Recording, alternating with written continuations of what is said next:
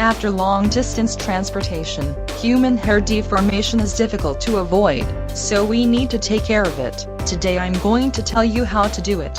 First, we use a comb to smooth the wig. Second, we use a hair straightener to straighten the wig from the outside to the inside, from thin to thick.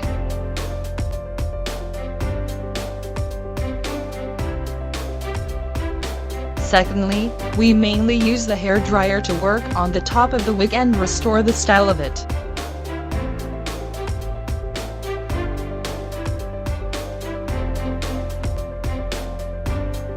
Finally, we comb the wig from top to bottom. In this way, our wigs will be back to normal, become soft.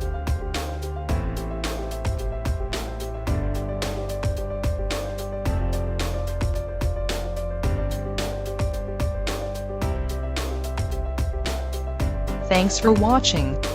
Bye.